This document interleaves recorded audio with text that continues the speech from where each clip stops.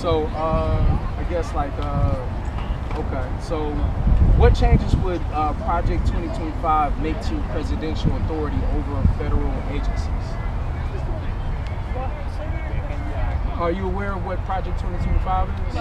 Yes, but that was very specific. Yeah, that was a very specific. I have not read Project 2025. I'm aware of it. Okay. I assume it will give the president overarching power overall.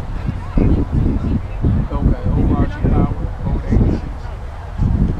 So, Project 2025, me and a couple other individuals, we've been breaking it down, studying what the mandate says for leadership is. If you'd like to learn a little bit more about that later on, you can let me know for the most part.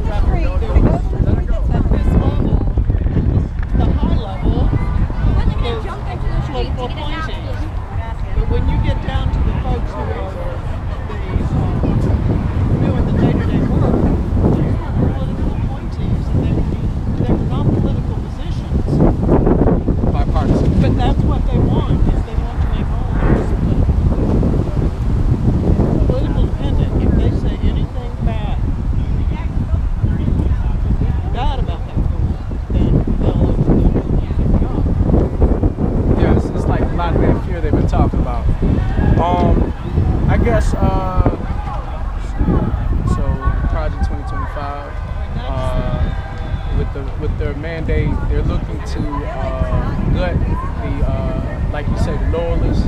They're trying to gut the people who are not loyalists and replace them with loyalists for the most part.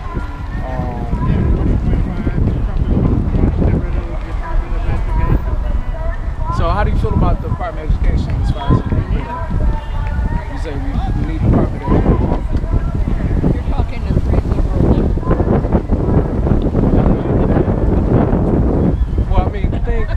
I got you. It's easier to talk to people that you don't agree with than to talk to people you kind of agree with, you know what I mean? It's like when I talk to people I don't agree with, then it's kind of like I can hit them with a bunch of questions, but when I kind of agree with you, I got to actually think, you get what I'm trying to say?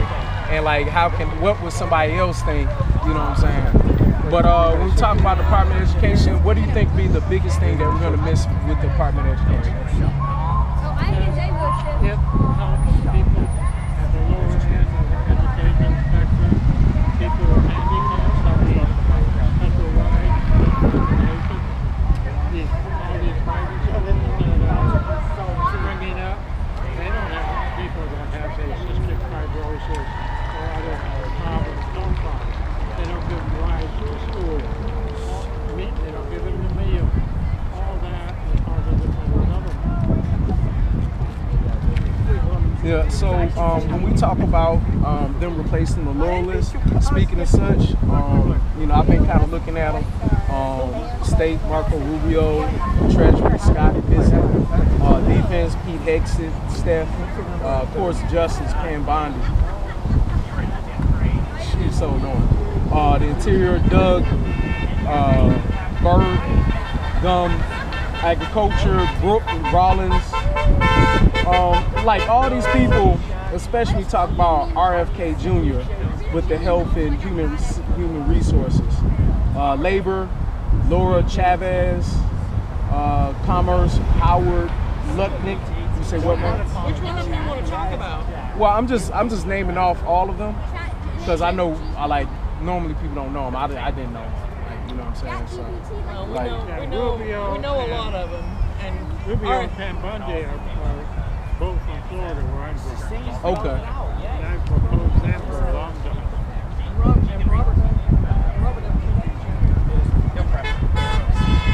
Yeah, he's a conspiracy theorist. It's kind of crazy getting any kind of power. And what's so shameful about him, in my opinion, is like it's like with his father's namesake. That's the thing that makes it so horrible. You know what I mean? Like, but yeah, with the vaccines and him him saying it's an option, and the polio coming back, and Ebola, the way they've been treated in the CDC. I mean, which out of those departments do you feel like we're going to miss the most? She retired from the CDC. Okay. What? So what's the biggest impact you think they're going to have with what they're doing?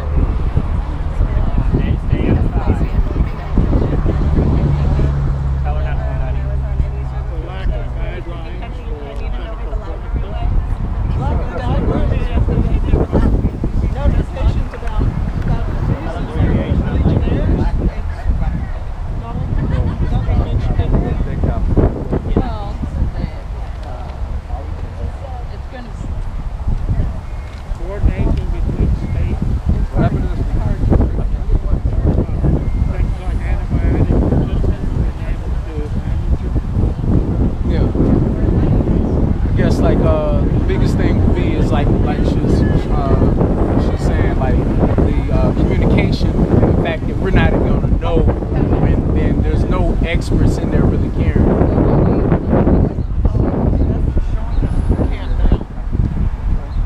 Because they're being ordered to say things like that. Wait, hold on. These are cool.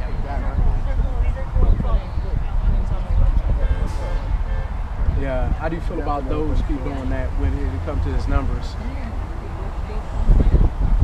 How do we feel about Those with their numbers saying we saved this amount of money, then all of a sudden you go back to their website, it's no longer weight there. by cutting off your arms and legs, and you can say I lost 50 pounds. But is that what you want to do? You can stop paying your rent and say, see all that money I saved. You can stop eating and save all that money on food. But is that really what you want to do? You can live under a bridge and Save all the all money. that money. You can get rid of the police department and the health department, and you can send us essentially back to a country of 100 gatherers. But is that what we want? Is that what we signed on for? I Do mean, we not want clean water? Do we not want to be protected against infectious diseases? Do we not want to find cures for different kinds of cancer? Do we not want to prevent people from getting HIV? Do we not want to protect our bridges and our roads? Our air, our water? Do we not want our libraries to stay open? What is the point of all this? You're not saving money. You're not really saving money. You know, you can eliminate things like the fire department and save money, but all the people whose houses burn down, they're the ones that have to now come up with the money to replace them or bury their loved ones. So you just save money for the city or municipality or whatever, but it just transfers expenditures elsewhere. A lot of health interventions cost money and are more expensive than not doing anything, like treating cancer. It's very expensive. It would be cheaper to just let everybody die. The thing with vaccines, though, is they save money. They don't get cancer. save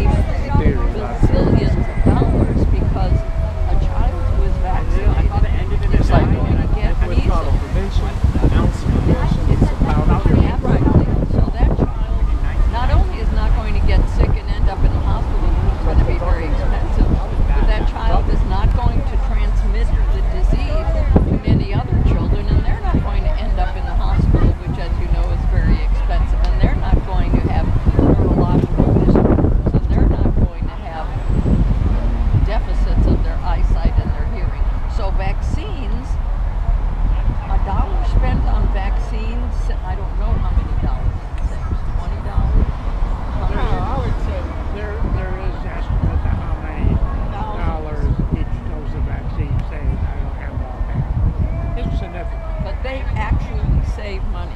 He's not. They're not in the business for saving. They're not really saving money. Doge is not saving money by shutting down agencies. Well, we save money by shutting down USAID, which means that we can't help the people in Myanmar who are, after they've been struck by an earthquake, because all those links are gone. So, And they're not going to trust us to come in. Not after what they've been saying that they're smart.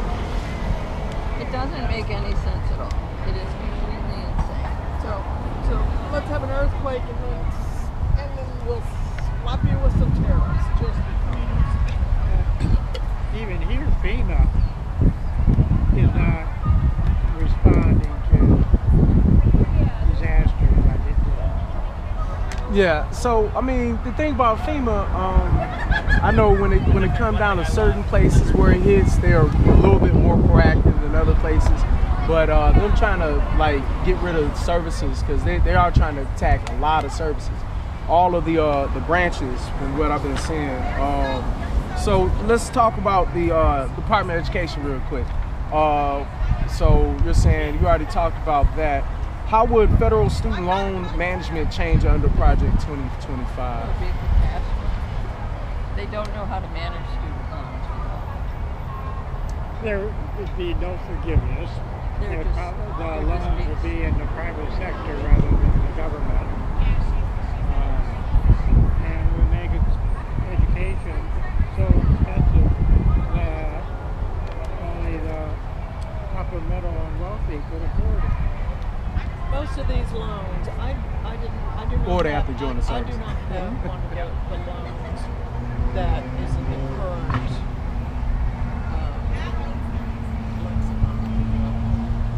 I had a student loan, but it was a long time ago, and I paid it off. But my understanding of the ones that are in play now is they were really very predatory loans.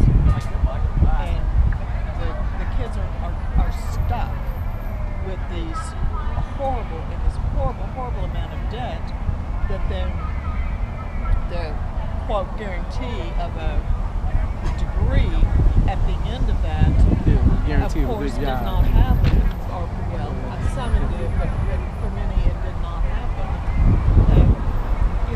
It's really horrible. And many of them have paid more interest than they originally took out, and the principal's still sitting there. If you declare bankruptcy, it doesn't get rid of the Right. loan. Right. That is a major thing. If you happen to have a student loan, you just get blackbusted and then file bankruptcy. Your student loan doesn't get paid. Okay. So, do you think the states and localities have the capacity to fill the federal education gap if they get rid of the Department of Education? Have you talked to Mississippi or I, Alabama? you sound like me. At the same time, I'm a strong advocate. That's the reason I'm asking all these questions. Some states will. Some states will. And they'll probably be happy about it because they don't have. Like Maine. They're not New York. they're not having to teach to a test. So some states will probably like that. But there's some states that It takes thousands of dollars more money to teach a child that has like cerebral palsy or another handicap. Really, they may be fine, but they're going to require special equipment. They're going to require a special vehicle to get them to and from school, or be taught at home. And these private schools don't do any of it. They don't have to. By law, they don't have to. well, and then that's the other thing is the private schools, and so they often become religious schools, and then They can use kind of discriminate. taxpayer money to Talking about with the have vouchers. people vouchers to go to private schools that are teaching wicked more. Oh yeah. I don't mind.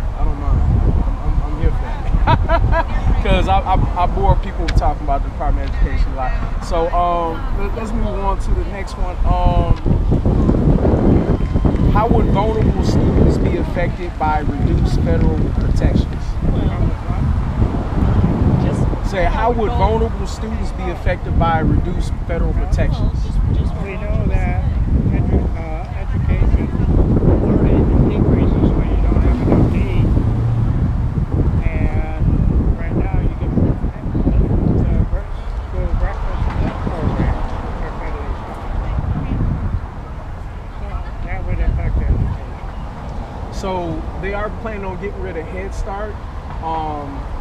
So that's going to really affect a lot of the growth. Like you're saying, a lot of the rich people really not worried about that. Then, like you're saying, with the government programs as far as the food, a lot of people don't understand that's the federal, that's the Department of Education making it happen. And a lot of the governors, in my opinion, like if you were to give them the ability, they have so much other stuff that they're worried about that their interest might not be with the kids. So that's always one of my biggest fears. Our governor of Florida doesn't like public education and has been doing away with changing it at levels, all levels, including the university system.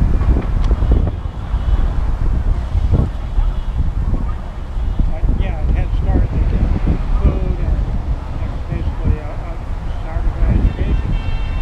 A lot more babysitting. Private daycares now, extremely. Yeah.